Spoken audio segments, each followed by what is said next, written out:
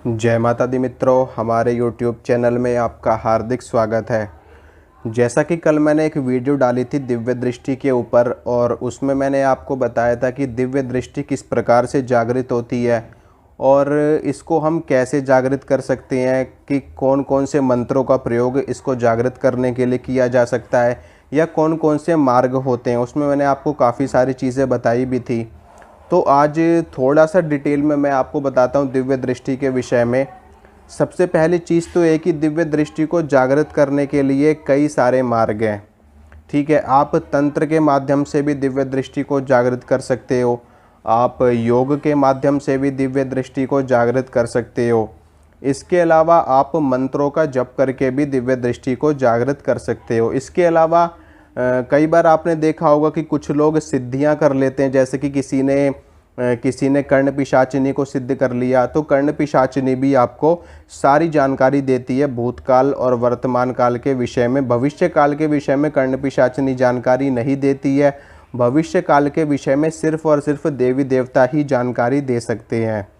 तो जो लोग कर्ण पिशाचिनी की सिद्धि करते हैं उनको भी दिव्य दृष्टि प्राप्त होती है कर्ण पिशाचिनी के माध्यम से, भूतकाल देखने का और वर्तमान काल देखने का। इसके अलावा लोग यक्षिणी की सिद्धि करते हैं, और यक्षिणी के साथ में योगिनियाँ आती हैं। योगिनियाँ थोड़ी सी और भी ज़्यादा उच्च स्तर की शक्ति होती है, वो भी आपको इस तरह की शक्ति प्रदान करने में सक्षम होती है।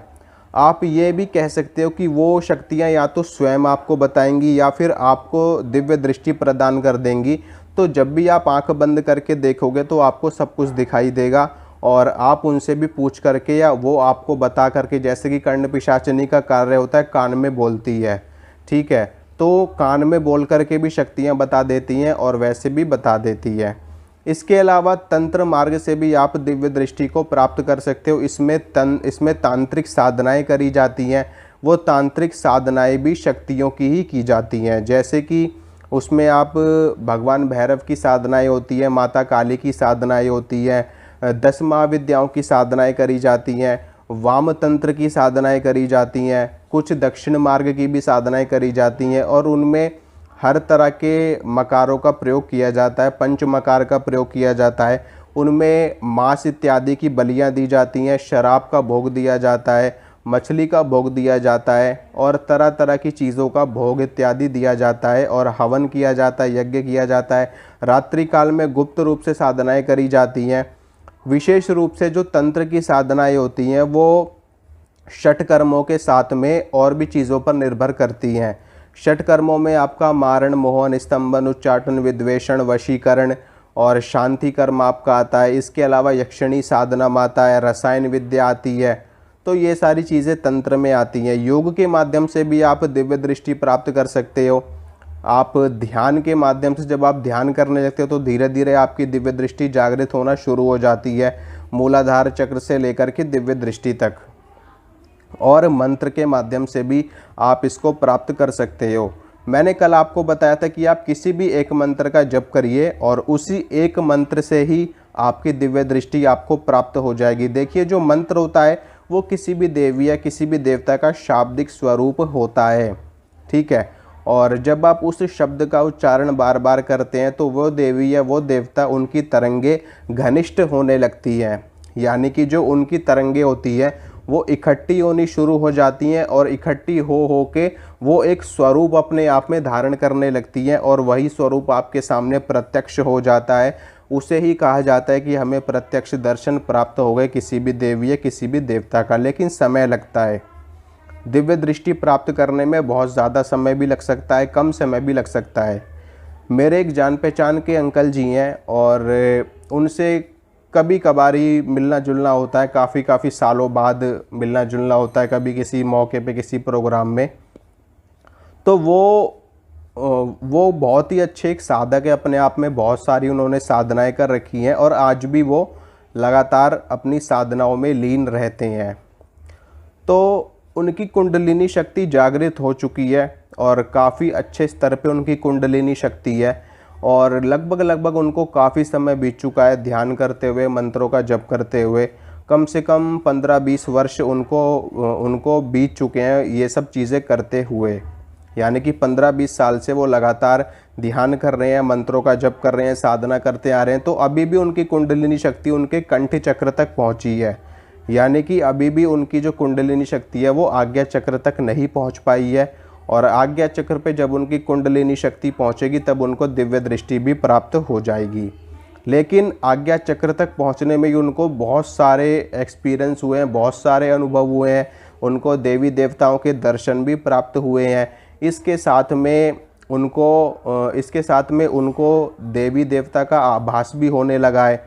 और बहुत सारी, यहाँ तक कि वो अपने सूक्ष्म शरीर से भी एस्ट्रल ट्रैवल जिसको हम एस्ट्रल ट्रैवल कहते हैं, यानी कि सूक्ष्म शरीर से यात्रा करना, ब्रह्मांडीय यात्रा करना, वो यात्रा करने में भी वो संभव हो चुके हैं। मतलब इस हद तक उनकी जो ध्यान की गहराई है, समाधि की अवस्था है, वो उनकी पहुंच चुकी है।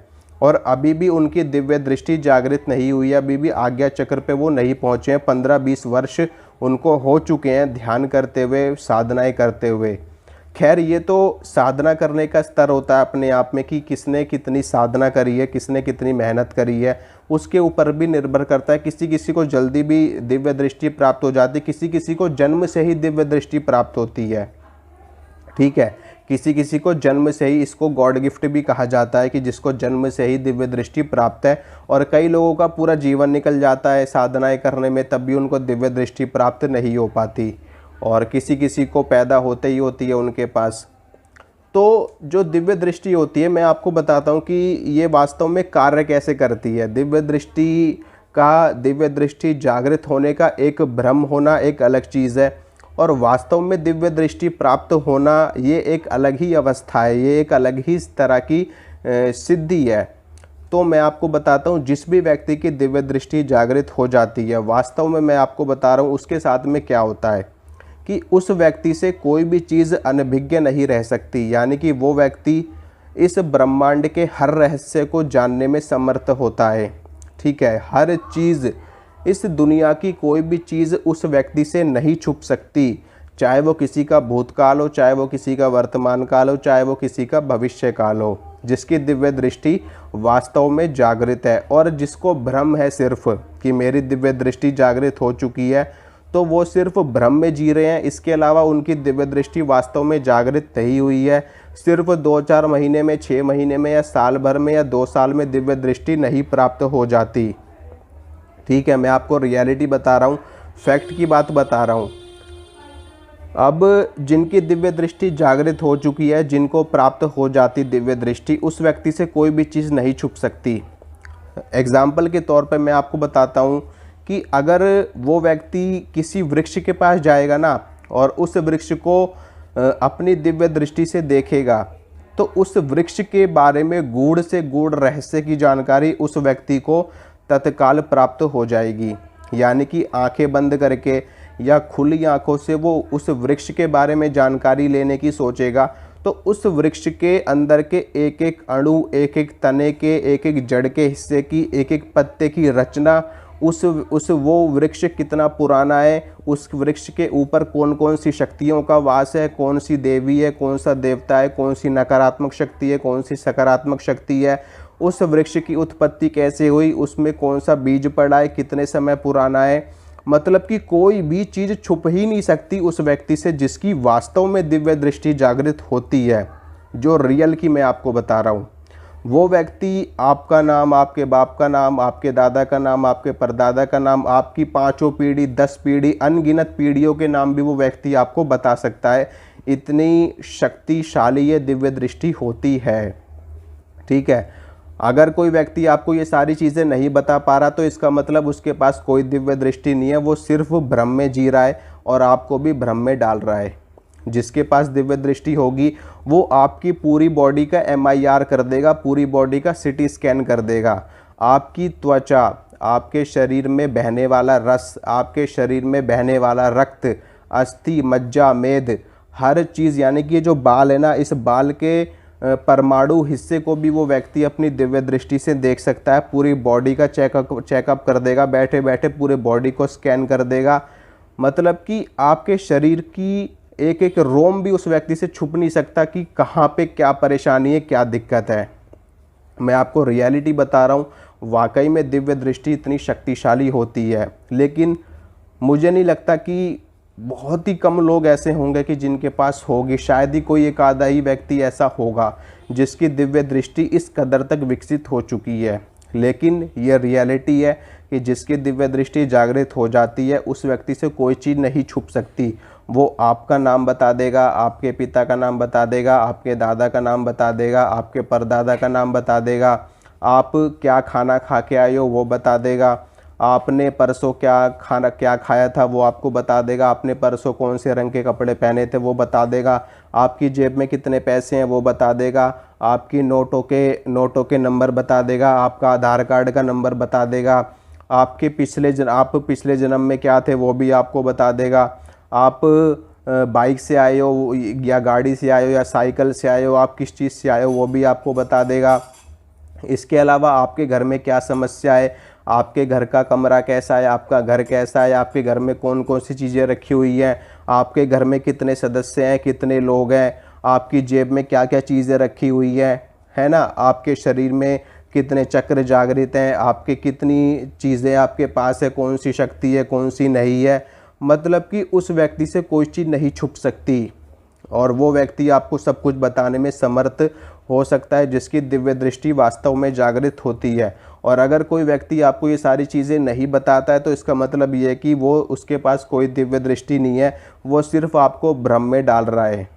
ठीक है, बस खाली सिर्फ और सिर्फ आपको सिर्फ ये बताना कि हाँ आपको ये प्रॉब्लम है, ये समस्या है, और बाकी सारी चीज़ों को ना बताना, ये दिव्य दृष्टि के लक्षण नहीं है। ये सिर्फ लोगों को बेवकूफ़ बनाने वाली चीज़ें हैं। मान लीजिए मेरे पास आप लोग आ गए, मैं भी ऐसे आंख बंद करके आपको बोल दूं कि आपको ये दिक्कत है। ठीक है, मान लो मैंने आपको 10 चीज़ें बता दी, 10 चीज़ों में से कम से कम 3 या 4 चीज़ें तो फिट बैठ जाएंगी आपके ऊपर। ठीक है, 3, 4 चीज़ें, 5 चीज़ें तो फिट बैठ जाएंगी आपके ऊपर। आपको लगेगा कि मैं सही बता रहा हूँ। नहीं, वास्तव में नहीं है। ये सिर्फ और सिर्फ तुक्के मारने वाली बात है और तुक्काबाजी ज़्यादा चलती है इस चीज़ में।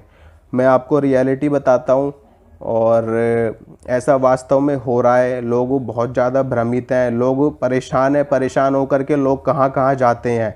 ठीक है, बहुत सारी जगह जाते हैं। मैं यहाँ पे किसी के बारे में विशेष रूप से नहीं कहना चाहता, लेकिन मैं आपको कहना चाहता हूँ कि वास्तव में भटकने से कोई फ़ायदा नहीं है आपको।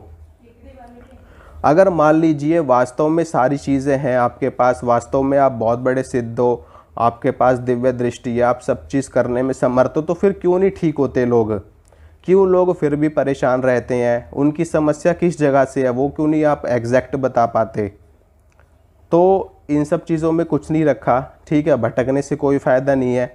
अगर आपको लगता है कि सामने वाला व्यक्ति अपने आप में दंभ भरता है या अपने आप में बोलता है कि मैं हाँ ये चीज़ कर सकता हूँ, तो आप उसका परीक्षण कर सकते हैं, आप उसका टेस्ट ले सकते हैं। कैसे ले सकते हैं? आप उससे बोल दीजिए कि हमारे परिवार के 10 लोगों के नाम बताओ। ठीक है, अगर वो व्यक्ति बता देता है तो समझ जाओ कि हाँ वो व्यक्ति वाकई में जानकार है।